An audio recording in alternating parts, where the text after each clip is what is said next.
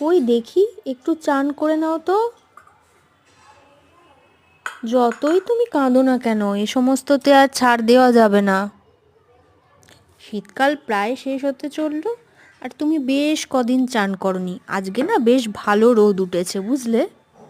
যতই ঠান্ডা হোক না কেন, চান না করলে না বন্ধুরা গন্ধে, গায়ের গন্ধে না পালাবে।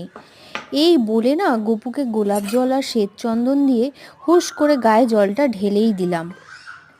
ব্যাস, জল ঢালা মাত্রই আবার সেই কান্নাকাটি শুরু।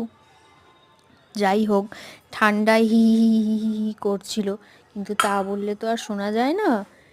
তারপর ছটপট করে রোদের মধ্যে দাঁড় করিয়ে ওকে গা হাত পা মুছিয়ে দিলাম। আর তারপর ওর একটা সুন্দর হলুদ সোয়েটার পাগড়ি দিয়ে ওকে সুন্দর করে সাজিয়ে দিলাম। কানে দুল পরিয়ে দিলাম, ওর প্রিয় একটা ম্যাচিং করে বাঁশি দিলাম। কি সুন্দর লাগছে ওকে।